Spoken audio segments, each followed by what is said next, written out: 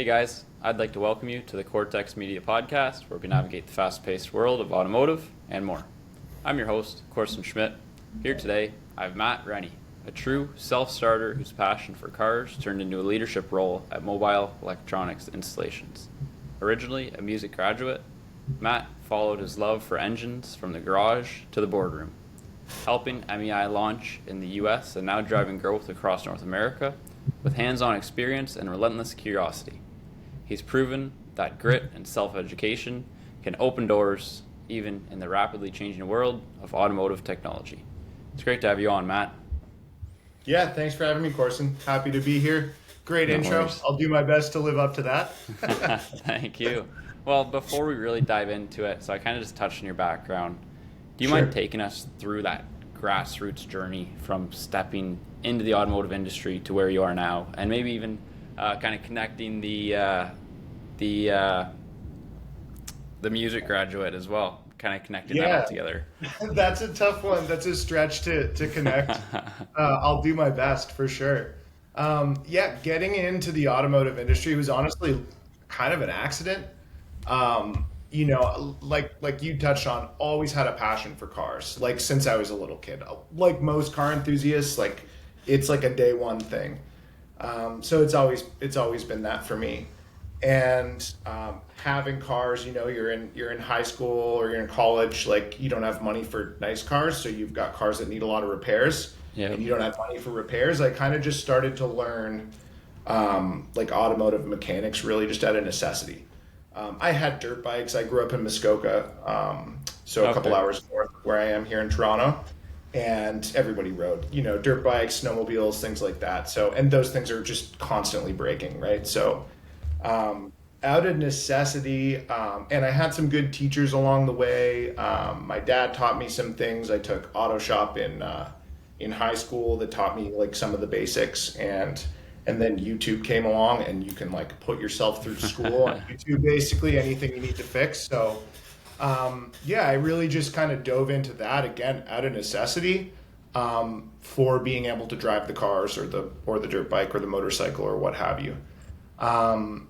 So that was always just kind of a hobby, right? I didn't necessarily look at the automotive industry as something that I was pursuing. It was just something I loved. I just loved cars.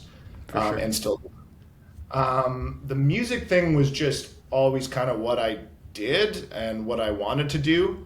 So I did go to music school. I became a guitar teacher Nice. Out of college. I taught for 3 years full time in my early 20s. And around that same time, a good friend of mine that I'd known since the 6th grade started MEI, the business that I now manage. He started it at a super young age, and it was like really grassroots. Like he was the kind of thing where he's telling people he can do things before he knows that he can do them, and then when he gets the deal, he figured it out. Like he was like entrepreneur mastermind, that kind of guy that he had a lot of confidence, and it really paid off. So For sure.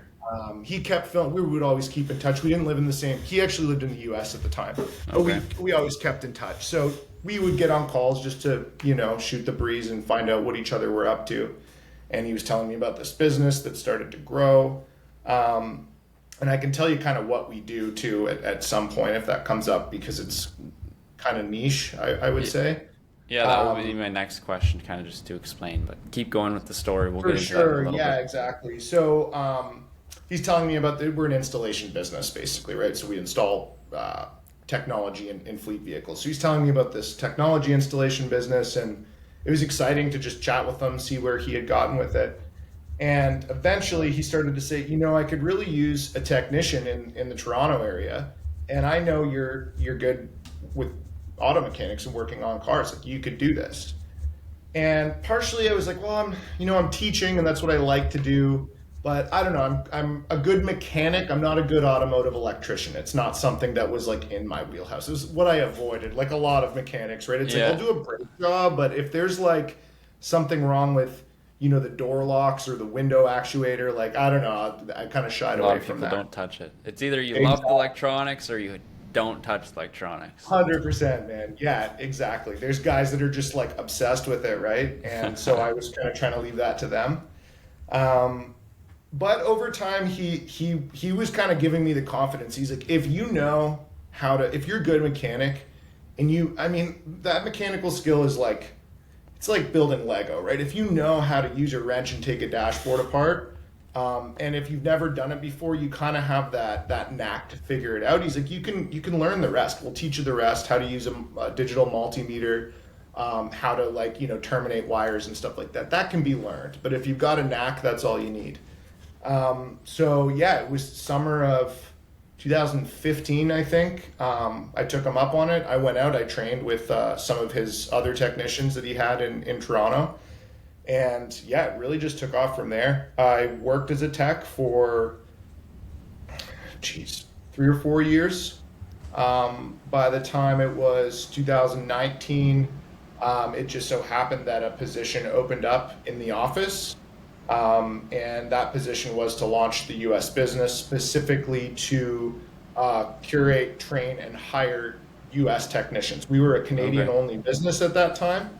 And basically, we were going to cut and paste that business model and go into the U.S. And that's what Aaron, the founder, wanted to do. So he hired me on, and that was my initiative for the first year of my career in the office. I had obviously gained a lot of that electric skill that I was lacking initially and knew the job inside and out. So I was hiring installers, super grassroots. Like I would go, it's not like automotive electrical in North America. It's not like a certified trade. It's not like going out to find a plumber or even a mechanic, right? It kind of hangs in this gray area. And some people have the skill and some people don't, but you can't go to a website database and find these people that have this skill. So when I got hired into the office, I felt like I had a bit to prove because I went from like being a field technician to now sitting behind a desk. And sometimes the guys that are good in the field aren't necessarily good at, typing an email, that kind of thing. So I felt like there's a little bit of that stigma hanging over it and that I had to go extra hard to prove, that, hey, I earned this position. The first year and a half of my career in the office was going on Craigslist in Portland, Oregon, and finding somebody who offered mobile mechanic services. Maybe they're just a sole proprietor and they say on their ad, look, if you need your brakes done or your AC recharge, call me, I'll charge you to come to your driveway and get this done. And that's what we do. It's a mobile service that we offer. And I would call these guys up and say, look, I've got this opportunity, maybe it's up your alley. And 9 out of 10 of them would think I'm a scammer or some sort of a telemarketer and just hang up the phone on me, right? So it took a lot of perseverance, but slowly but surely, I think we ended the first year of business in the U.S. with 20 technicians across the U.S. That's pretty good. It was quite good. I think everybody was pretty happy with the result. Yeah. And then you know what? Things just kind of snowballed from there. Unfortunately, the founder of the business passed away in 2021. So that was a pretty big shakeup for the company, and it really necessitated myself and the current owner and president of the business to really kind of step up and support the staff, and everybody at the company really had to put those extra hours in. But since then, we've seen substantial growth, and it keeps happening into this year. So that's kind of the backstory of how it weaved together. I don't know that the guitar teacher thing intersected with the business too much, but it's a reality of the story. So, no, that's awesome. I love how you wanted to prove to yourself to pull yourself in. You knew the founder and he kind of helped you get to the position you are, but at the end of the day, you had to prove to yourself that you were meant to be behind the desk and help out and show the rest of the crew that that's what you were meant to do. So you kind of spoke about some of the services that you guys offer. Do you mind getting a little bit more in depth on kind of what technologies you guys do install into vehicles, or what devices? Oh, I think you cut out there for a second, Corson. Maybe I'll just give you a sec to reach. There, I think I got you back now. Got you back. Did you get that? I got half of it, if you can repeat the question. Yeah. So you kind of just touched on some of the services that you guys offer, but do you mind getting a little bit more in depth on kind of what technologies you guys do install into some of these fleets and some of these vehicles? Sure. Yeah, happily. So it has evolved as technology evolves. So we're riding the coattails of that, trying to adapt to those changes. Our bread and butter in the early days of the company was strictly like GPS tracking telematics. Okay. So and for fleet, right? And a lot of people think like, you can get an app on your phone that would track you with GPS. Yes, but that technology came into fleet vehicles where it really assists the the dispatch for like where their trucks are, how fast are they going, using that to set up geo fences. So say a plumbing company wants to know how long that truck was on the job site, there could be a geo fence that they pass into and pass out of and can log just that time on the job site. That industry was kind of where we lived and what we would install. And mind you, we don't offer any products. We are strictly a service business. Mm-hmm. So we're contracted by these technology providers to install their products in their end users' vehicles. Okay, cool. So mainly that's what it was for the first 4 or 5 years of business. It was like that was the bread and butter. We're tracking devices. They were typically small modules, about the size of a cell phone, and we would back then everything was hardwired into the vehicle. So mm-hmm. the basis of the hardwired install was like power, ignition, and ground. Constant power and ground, so the device is always on and reporting, and then we'd source a true ignition signal. Basically, is the key on or off? Is the vehicle running, or is it off? That would be kind of the basics, and then there would be add-ons that certain providers would offer. So things like an additional sensor to know when maybe the PTO on a transport truck is running. When that's on or off, or for snow, like snowplow services, they'd know when the plow is down. So they can say, historically, the dispatch can look and say, yes, we went down this road at this time, and the plow is down, so we had plowed the road. So that was kind of what we were doing. Like I said, that was probably 90% of our business was coming from that type of technology.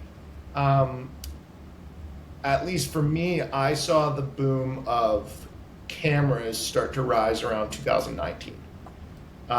The US kind of popped off first with dash cameras, and now that's now our bread and butter fleet technology installation service is cameras, dash cameras, and maybe in the last 2 years we've seen the rise of extended view cameras.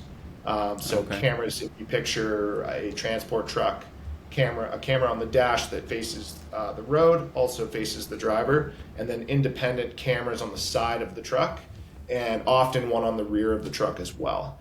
And a lot of customers use that for post-incident review.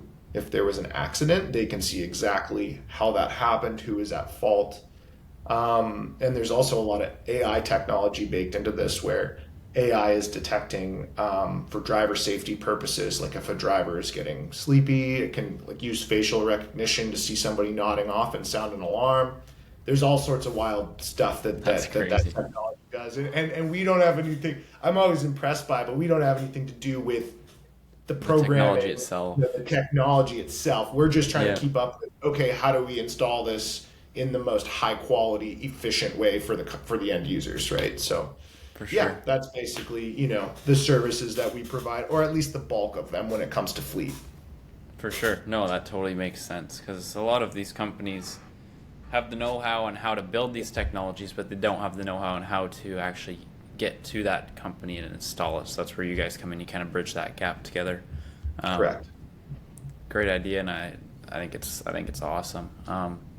But yeah, like you said, dash cams were the big thing in 2019, and they are a huge thing now because it can save a fleet crazy. If there was an accident that was not their fault at all, but you have footage to prove it, that's going to save that fleet owner a lot of money, especially when they have a lot of vehicles on the road.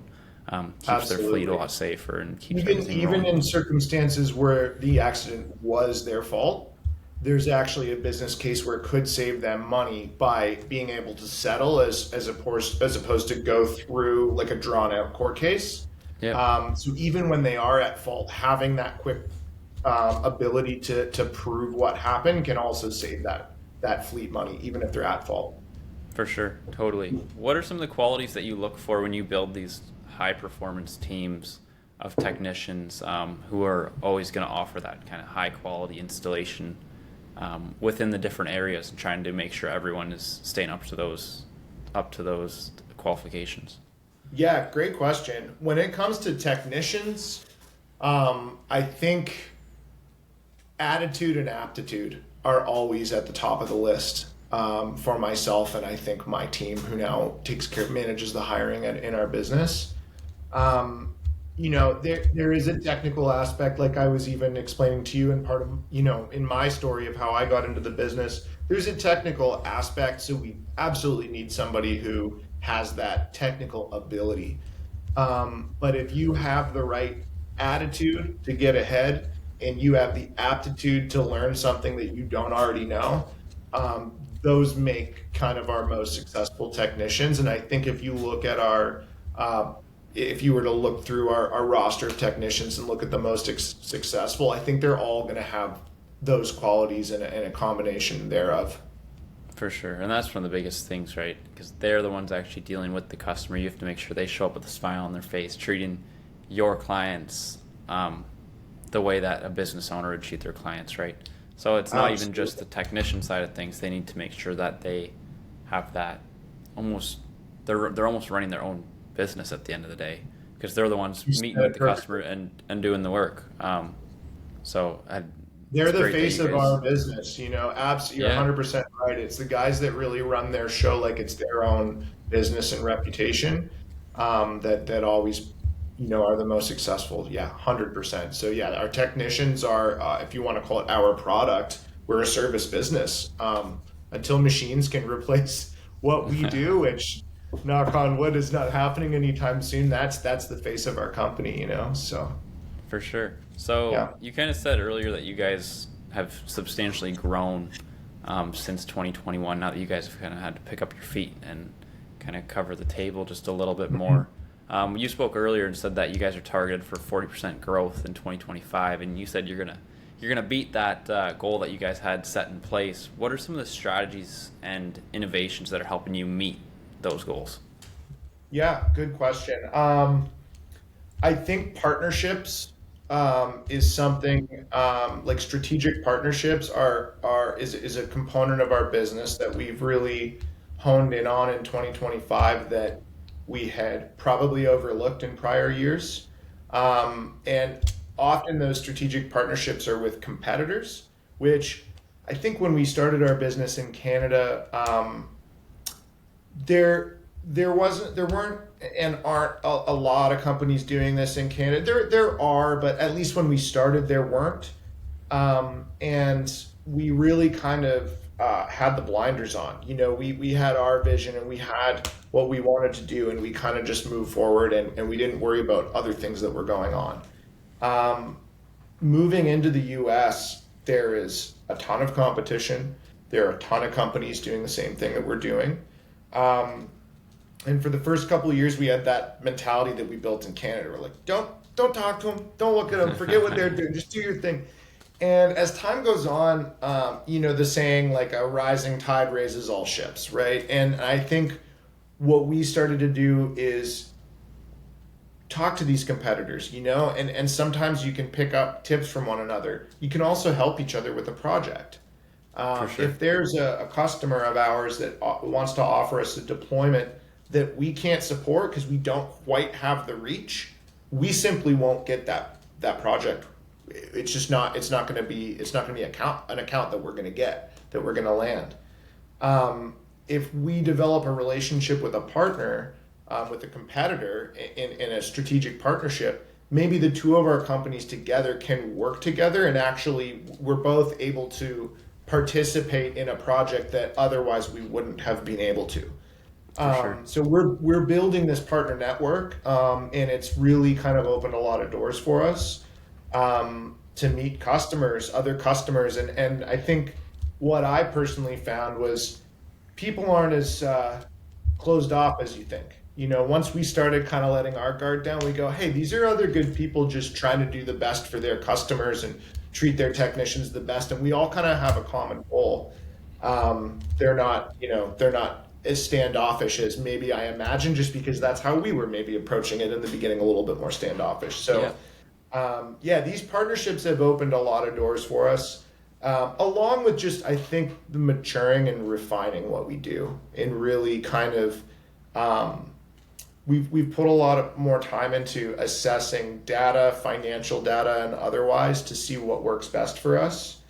And maybe doubling down on the things that work well, I think is a lot of what we've done this year. And lastly, I'll just shout out my team, because we have the most incredible team, especially this year in 2025. That's one of the biggest components is just the team that we've got right now. So. For sure. No, that's awesome. And I like how you mentioned partnerships, because I've spoken to quite a few automotive shops, and at the end, a lot of the time they're saying that, yeah, you have shops within your, like, say you're in a small town. Yeah, there's going to be other shops, but a lot of the time they work together. They bounce ideas off each other. Maybe there's one shop that specializes in European versus domestic vehicles or American vehicles. And maybe that European shop gets an American vehicle they don't know how to fix. They can bounce those questions off one another. They can help each other learn, and that's exactly what you guys are doing. And instead of looking at it as competition, fighting them, like you said, you're working together as a partnership, helping each other out. Maybe they have a specific niche that they're a little bit more advanced with, where you guys are in a different kind of specific niche, so you guys can bind together and make things happen that way. And I think that's beneficial with any company, with any business, is having those partnerships to bounce ideas off. Maybe they've tried something that you guys wanted to try, and they said, no, don't do it. It doesn't work. We've had exactly that, man. It's wild that you say it that way. We're thinking about this, that like, you don't want to do that, and it's, if you have a good relationship with somebody that you trust, it's important, right? And we're just, we've been around for a while, but we still kind of treat it as more of a startup, and that we've got a lot to learn. And so we really value those opinions when we hear them. For sure. Yeah, and like you said, it's like creating a community, right? It's like working with or being in a mentorship with a group of people that have the same mindset of you. They want to be getting that same location as you, and that's the same as your community you're building with the, not even competition, with the other big companies around you. 100%. What's one mistake you think every business leader should learn from, especially within the service-based industries? Ooh, that's a good question. Let me reference mistakes I've made, because I've made a whole bunch of them, and I'm going to have to pick the one that comes to mind. Underestimating a scope of work. It's a pretty cut and dry mistake that it's a pretty obvious one, but that is something where maybe I'll define that a little bit more. Controlling the excitement of an opportunity, controlling your emotion towards the excitement of an opportunity, and being able to level that out and think as pragmatically as possible to assess the opportunity. Definitely a mistake that we've made recently that honestly we have not made in 2025, which I think is another part of that, going back to that growth. Yeah. We made a few of those mistakes. Really exciting opportunities that we just got a little bit overexcited about and maybe underbid. Maybe we underestimated the timeline. And when you do those things, you jeopardize not only your financial position for that account, but also your reputation, your relationships that you built, your trust that you built with clients, technicians, things like that. So For sure. That's what comes to mind for me, because it's probably still a bit of an open wound over here. No, that's a great point that kind of resonates with every company, with every business, is you get an opportunity to work with someone, you want to look at the whole picture before diving into it. Because a lot of people be like, hey, so what I do is I help automotive companies grow, right? And they could be like, hey, we need help with marketing. I could be like, hey, here's a marketing thing. But at the end of the day, they needed sales help because they're getting leads, they're getting the marketing, but they need help with sales. So I sold them something that doesn't work, and it's not going to work because they're already, like, just looking at the full picture before really diving into something, right? And making sure that you know exactly what they're looking for, especially in your base, and the timelines they need at the same time. You need to make sure that they're happy with what you guys want to do for them at the end of the day as well. So absolutely, I love that. That's some great advice for any business. Even if you own I always go back to repair shops, because someone could come in and say, we need brakes, and they might think it's the brakes. You're like, okay, order brakes, get the car in. Okay, we'll have the car done in an hour. You start looking at the car and they need maybe a CV joint because their axle is broken, and that's what's making the noise, not their brakes. And then you're a whole day trying to get parts, and it just throws your reputation down, like you said. Totally. So, I always wonder how auto shops, it's an interesting business model, like just an auto repair shop, but I always wonder how they navigate that, because you don't, as good of a mechanic as you are, you don't always know what the problem is until you get in there. Yeah. And it's tough when you have everything in pieces. Like I remember chasing, I've got a vibration under full throttle in this car, and I'm like, well, I'll replace the drive shaft because I read that on a forum, and that doesn't work. And then you try the next thing, and it's like, I'm on my own dime because I'm doing the work myself. Can you imagine you're doing that on a customer's dime? That would be a very challenging position to be in, For sure. Yeah, and you could chase your tail for so long in a repair shop, especially if you're a wiring issue and you're not a wiring guy. Back to kind of similar to what you guys do, you can chase and chase and chase. You could take it to that other shop. Speaking of partnerships again, and they could find it in like an hour because they're familiar with those vehicles. Like it's absolutely. Yeah. And then you have to somehow explain to the customer that you couldn't find it, and it took you 10 hours to diagnose. Yeah. I couldn't imagine. Yeah, rough. I don't want to answer that call. Yeah. Jeez. So obviously, automotive industries are always changing. Like you said, the biggest thing was GPS, and now you're kind of more into the dash cams and full camera setups for the vehicles now.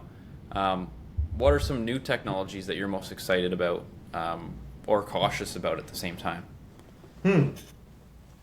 Yeah, that's a good question. It's funny the position that we're in, because we're not a leader in the technology space. We're kind of a follower in the technology space. Fair. Which is a little bit, it's a double-edged sword. There's pros and cons to that.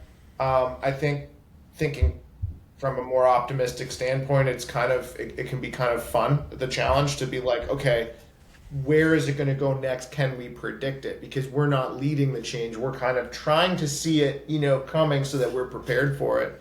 I think some of the interesting things, because the multi-view, extended view camera systems are so popular, we're seeing that kind of explode onto the market, and then we're now seeing it become more and more refined. I think there's kind of this with technology where all of a sudden there's something new, and then it's not necessarily getting adding on to that newness. We're more just refining it as we go. So and I don't want to say who, because I don't want to blow up anybody's spot. I'm thinking about NDAs, rubbing together here, but there's a lot of interesting products that are in almost the production phase, because that's usually when we find out about them, that are, when I mentioned earlier about sometimes the older hardwired GPSs would have maybe an additional wire that would sense when the power takeoff unit is engaged in a transport truck, or when the plow is down. There is some product in development that can actually sense those things through the CAN network. So if there's a product in development that can do that, effectively, it actually takes a little bit of the time investment off the installation. So let's put it this way. Say there was a PTO. So this customer wanted us to wire a camera, but the brain of the camera needs to be hardwired into the PTO system so that, because the cameras are also GPSs, right? They possess all that. It's an all-in-one technology.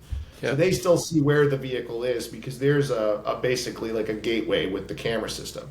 Let's say that they needed us to wire into to tell if the PTO is on or off. These newer trucks, you can't always find that simple on and off electrical signal because everything is through the ECU or the BCM, right? Everything is on a CAN network.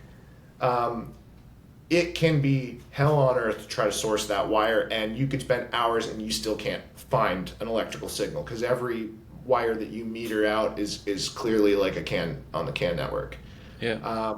There are products coming out that can simply plug into the data port. So say it's a F-150 into the OBD2 port. Yeah, and I was gonna say that. Companies are figuring out what that code is that when it spits out that yes, the PTO is on, and then their module can basically just send that to the camera system. So instead of hunting all day for a specific wire, we can probably just read that off the CAN network. That will open a lot of doors for our business because customers will be able to sell that easier, which means when our customers make big sales, we can potentially get more business. So that technology is interesting. And another thing we're seeing are wireless cameras. So if we're running a camera from the back of a box truck, of course we have to mount that camera, but we also have to route that camera cabling up under the dash where the module is, right? Because everything is wired. I think there are a lot of companies that have already launched and that are working on developing wireless camera systems, which, may be less reliable, but they're certainly easier to install in a lot of cases. Cheaper too. Cheaper to install, and installation cost is a component of all of this, right? So, I think those pieces of refining camera technology is always exciting to me because it's almost like every other week I meet with a customer and let's go over this new product and look at the installation guide together, and I'm like just amazed at what can be done, And keeping up with it is like I said, a double-edged sword. It's laborious, but it's exciting at the same time, Yeah, no, definitely hear you there. And it's tough because they've kind of changed. I mean, we've had the CAN bus systems around for a while, and that's kind of the full thing, but they have made little changes here and there, which has kind of stalled some of those manufacturers that you guys work with, trying to figure out a new way. But if they can go through your OBD2 port, it's going to make everything way easier on their end. And the customer's going to be happy at the end of the day because you don't need to dig around under their dash for that certain wire. And possibly not even find it because it's just a CAN signal. So, for sure. Yeah. So what are some of the biggest goals for the company? So you guys had those big inspirations to get to that 40% increase within 2025, and you guys are on the road to hit that and even surpass that. But what are some of the bigger goals? Like, where do you guys really want to take the company? And are you guys still expanding around the world, or are you guys only North American based at the moment, or what does the big vision for MEI look like? Yeah. So we're in Australia as well. That business was open. Actually, I should have touched on that in the initial timeline. I believe that business was open in 2017. Okay. That business is in the same industry. Things just work a little bit differently in Australia, and due to the time zone, there's a separate managing partner that runs that Australian business. Yep. We've talked about and even assessed some opportunities to expand into other countries. So it's definitely not off the table at all. In the short term, I would say it's not feasible. It's just really not part of our goal set. In the long term, I mean, our goal has always to become the premier choice for our customers in North America. As the highest quality installation company and just the premier installation company. That's always kind of been our goal since day one, and I would say that still is. I think that it's exciting and affirming to be on track to what we're at, but there's a long way to go to get there. So I think there's a lot more meat on the bone, let's say, specifically in the U.S. Of growth. For sure. So we're on a slow and steady pace to do that. So I would call that a long-term goal and a long-term vision for the company. And in that growth, the reason maybe our trajectory has been a little bit slower is like our slogan is a hometown pride with a national footprint. Mm-hmm. And that's something we really want to retain that. And you see it everywhere. As soon as a business franchises, a sandwich shop franchises, the sandwiches aren't as good as the original location, right? Yeah. It's not I can't say it's entirely possible for the sandwich to be just as good everywhere, but we really want to focus in on that. So the sandwich is as close to the original sandwich as possible. For sure. So I take that goal pretty seriously, and I don't underestimate. I think that's a pretty big mountain to climb, but always interested in possibly expanding to other countries. Also, because I would love to just like set up shop in, France for a little bit and help open that. That would be cool. And for personal reasons. Yeah. I feel like it'd be something they need. Like if you go to say Ireland or Europe or the UK, sure. Their roads are tiny. Like compared to here in Canada, man, the roads are so small, and I feel like they're better drivers. They have to be better drivers, but their accidents are probably way higher. I guess we probably have more people, but I bet you they get a lot more accidents because their roads are so narrow.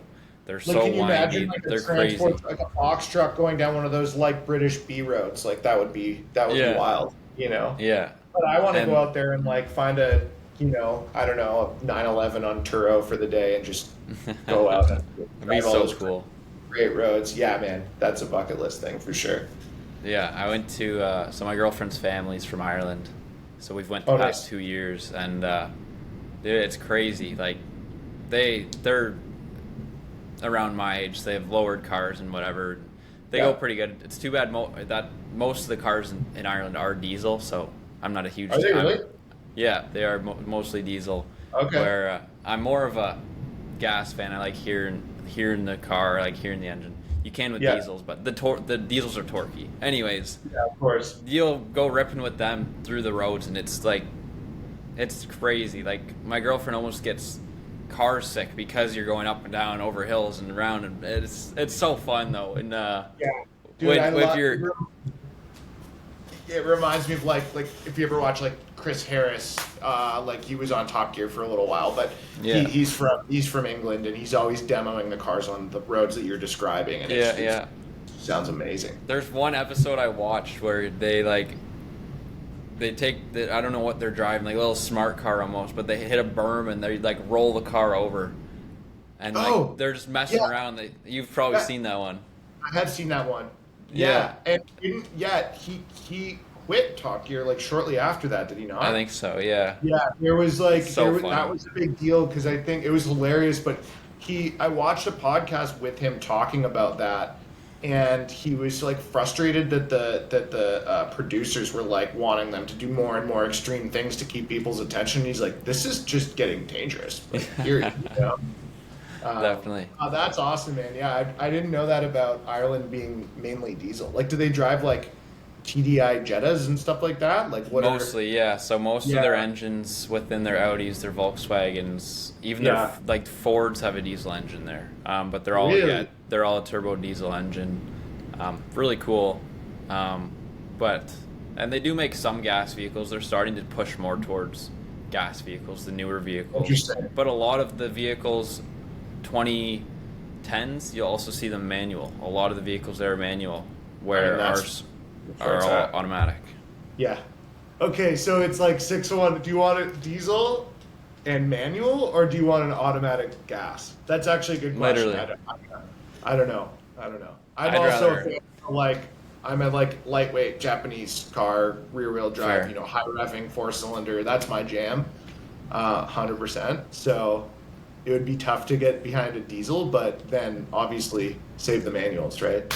Yeah. No, that's what I love about it, is that every car's manual, like, and the diesels are just, I mean, it would be nicer to have the diesels here in Ontario because we're triple the size of Ireland as it is, and Sure. we travel way further. We'll save a lot more money at the end of the day, Absolutely. but Yeah. we Yeah, it's we funny can't. how that works. How'd you like driving on the left-hand side of the road? I didn't. I was going to, but I didn't have insurance, and they have vehicles. So I was like, well, no point in me possibly getting in an accident. Really screwed myself over. So I'll let them do the driving. Yeah, fair enough. But I don't think it, from being in the vehicle, it shouldn't be that bad. Like, it shouldn't be too hard. But I did it once and recently in Cayman Islands. They drive on the left-hand side of the road, and we were on vacation there for a few days, and I drove quite a bit, and it was like the first 2 hours were. It was odd. It was like every instinct that I developed since I was 16 years old was just challenged, but only slightly. Like, it's like all the driving dynamics are there, that your muscle memory, but you constantly have to be on to be like, as soon as I would start talking and forget, like I'd pull in, even pulling into a parking lot, I'd pull in on the right side of the driveway. Yeah. And there'd be a car being like, knowing it's tourist, right? They just know that, like, come on, But eventually you get it. It's not that big of a deal. But it was interesting feat for sure. Yeah, definitely a little bit of a mind boggle. It definitely mess you up a little bit. But yeah, I feel like that would be a great market for those dash camera products, for those, because they are such tight roads. They are driving so close that if something did happen, they have proof back to kind of just basically city driving in Toronto at the end of the day as well. Similar idea. For sure. And interestingly enough, the UK is actually ahead of North America in the extended view camera market. Okay. I know we have a customer that launched in the US recently that we started doing business with, and they started their business out of England or Ireland, but it was in the UK. And I met with their CEO in Boston, and just to kind of start the relationship and make sure things were a good fit.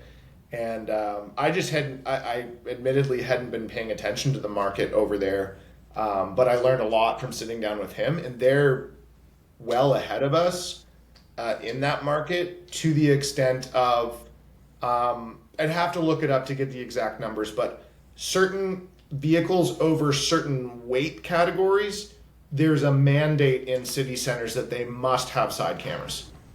Okay. It's wild. So, but cool. That leads to a ton of opportunity over there, right? Because especially when these mandates change, and we saw one here in North America, the electronic logbook mandate was a big boom in business for us. That trucks driving a certain amount of distance had to have an electronic logbook to track their amount of driving.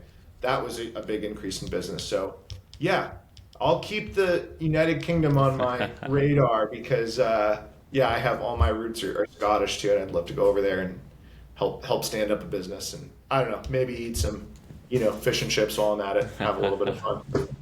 Yeah, no, that'd be awesome. That'd be cool. It's we haven't been to Scotland yet, unfortunately, but that's hopefully the plan next year. But yeah, it's worth going, man. Super cool to see. I bet. Yeah, everybody I know that has gone, I was like, you got to go. So yeah, it's on our short list for travel for sure. When you guys reach out to manufacturers of these electronics and technologies, how do you guys go about that? Reaching out, like, I'm assuming that's how you do it, is they sell their product and then have a basically a contract with you guys that you guys install it once they kind of purchase the product. But how do you find those manufacturers to begin with? Yeah, good question. I hate to say it this way, but majority of the time they find us. And it's, I think, due to how niche our industry is, it's kind of a small world. Yeah. We have reached out to make a sale, or to try to, start a new account.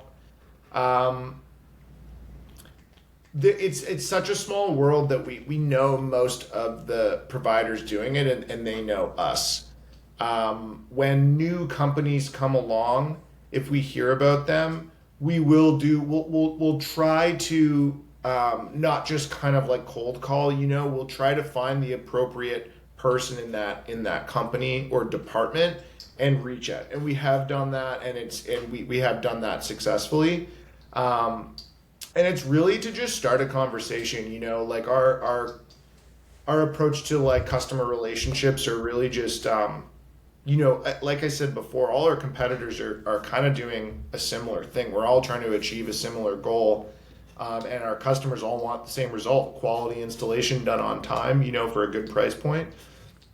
So I think a lot of that is, to me, it's just trying to leverage and develop genuine relationships with our customers, which could lead to other customers. So it's usually just getting our foot in the door to have a conversation or fly out. And, I'm in Toronto, so sometimes people come through here, but I spend a lot of the time in the US just meeting customers. Going to trade shows has been something important to us as well. I think really, like, when I say genuine relationships, we really make an attempt to have a conversation like we're having right now. Mm-hmm. I don't think anybody in our company is that real classic salesman mentality where we really want to say, like, look, we're the best, don't even look elsewhere. We kind of we almost acknowledge half the time, like, there's going to be mistakes. We're not going to be perfect. This isn't going to go perfectly. But we'll be realistic with you, and hopefully what sets us apart from our competitors is how we handle those mistakes, right? Sure. As opposed to trying to promise that they're not going to happen.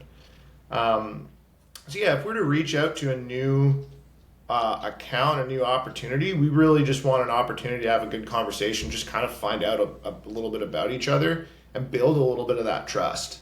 I think is important because it's a big risk for our clients, right? They have a very important customer that they just sold 2,000 cameras to, and now they're going to send this company out to go represent them. And if things go really poorly, what if that customer wants to back out of the deal, change to a different camera system, so we understand that risk and the importance of trust and a genuine relationship so that we feel like on both sides, we're a phone call away and you're going to get an honest answer.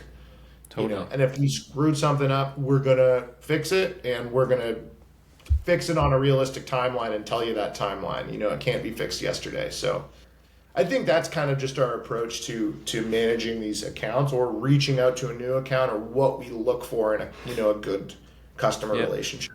Do you see more and more companies coming about, more of those technology companies coming about now that we're kind of, especially with AI, there's probably so many more new companies that have new technologies, different everything. Do you Absolutely. See more and more coming out? Yeah, we do. We do see more and more coming out.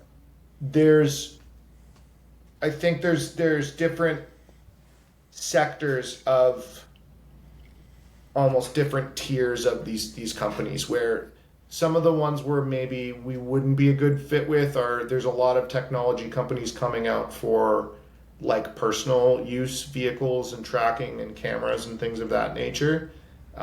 In the fleet world, they are, and we've seen some come and go too, because it's a tough business, so. For sure.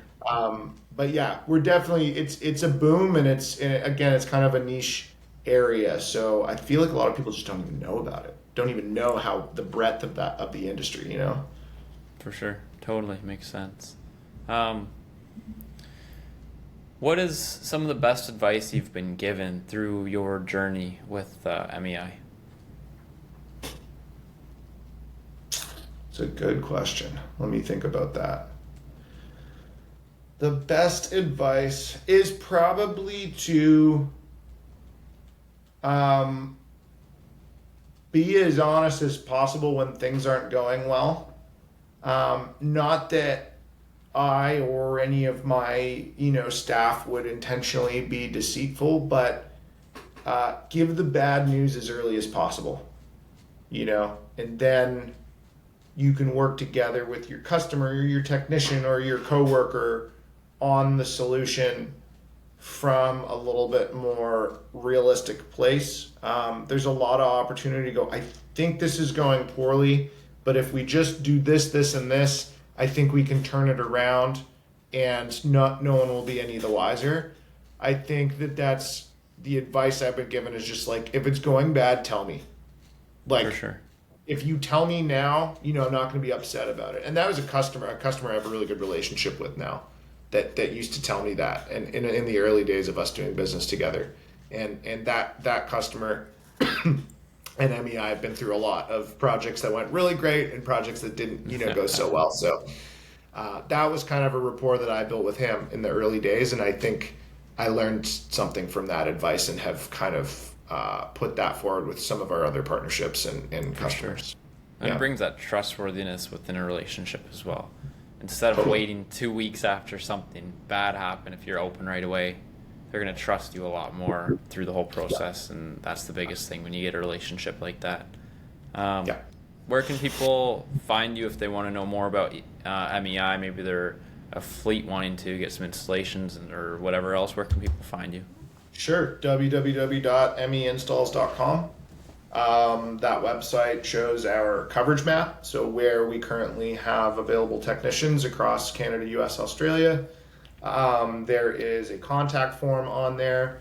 If you want to request a quote for an installation, it's right there. You can fill that out.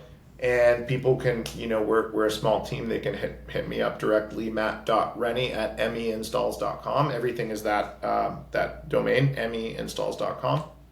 Yeah, happy to take calls, emails, websites there. So hopefully we're easy enough to find. I think our SEO is pretty good.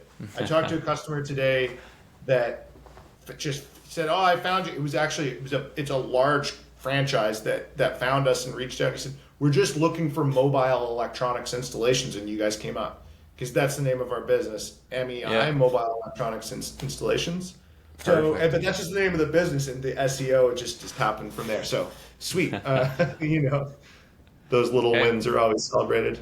Yeah, no, that's perfect. Perfect name for the company. I couldn't have made it any better because people are going to look anything up. They're going to look exactly.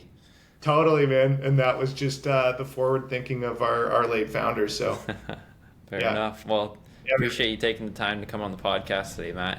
Your experience is awesome. I love the product, or I guess not even product, the service that you guys offer to the world now. You guys are going to be expanding here soon, knock on wood, and keep moving things forward.